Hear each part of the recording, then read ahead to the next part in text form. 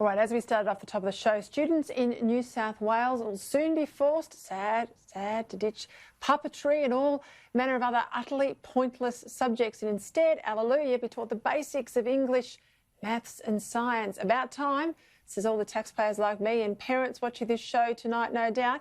And clearly the New South Wales government has listened to the litany of complaints that's seen the fall in international rankings in this major review and rewriting of the New South Wales school curriculum. We absolutely appreciate and support the concept of making sure that students can be taught what they're capable of and given time to really master the concepts before they move on to the next stage. It will be challenging, make no mistake about that, but I think what we need to do is find ways that we can do this within the classroom.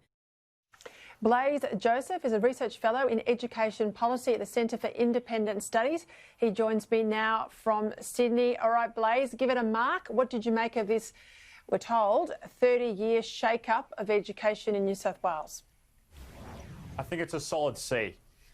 There are some good things. There are some steps in the right direction, a greater focus on literacy and numeracy in the early years. That's good. But it's also recommended, this curriculum review has recommended getting rid of A to E grades.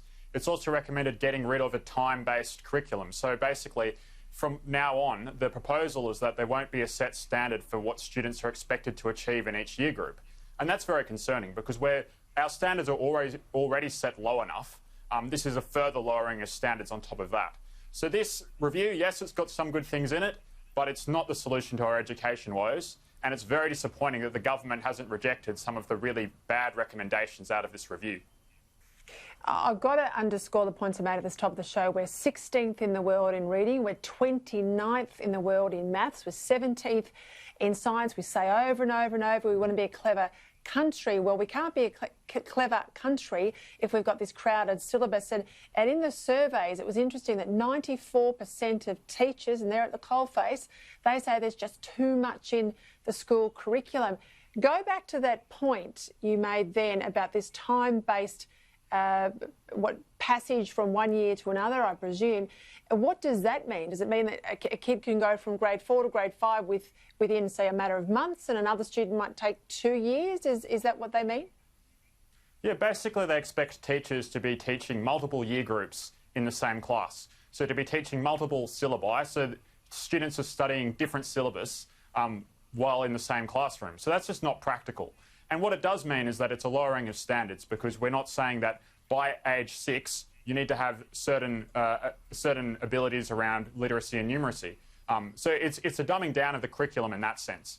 But also getting rid of the A to E grades. I mean, parents really appreciate knowing whether their kid is getting an A, a B or a C. Sure, it's not an ideal measurement, but it's a good approximation. And at least parents understand what it means. So if we get rid of that, that's a further dumbing down. Well, I completely agree with you. And one of the complaints parents often say is the complete waffle of all the comments that come without the letter grades next to that. So what are they going to replace the letter grades with? Well, the idea is that it's a subjective judgment from the teacher to decide when a student has got the skills necessary to move on to the next syllabus. And what that means is that you don't actually get a grade. It's just when you're good enough, you move on to the next syllabus. So that's very concerning, and the government should reject that recommendation.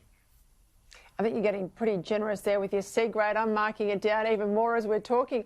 How much support does this have? I mean, the teachers' unions were certainly not throwing out their praise, but they weren't putting out their condemnation either today. They did ask for more money. Well, of course they would.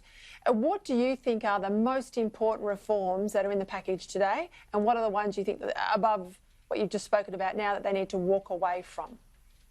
Well, I think the best reform is a greater focus on early literacy and numeracy and teaching that in a rigorous, systematic, step-based way. So that's definitely a good thing because we know those early years are the really important ones. But then this idea of getting rid of A to E grades, that's a really bad idea. And also the idea in the HSC that in Year 12 assessments that you have a greater focus on assignments rather than exams, that's not a good idea either. So this curriculum review is suggesting that exams be worth less and students do a major project instead. But we know that's not as rigorous an assessment. We know that you can get your parents or a tutor to help you with that at home. So we really want to keep that focus on exams so that the HSC and the Year 12 certificate can maintain that rigour. So I think the government has to be concerned about those recommendations as well. All right, we'll stay across it, as I'm sure you will. Blaise Joseph, thank you very much for your time.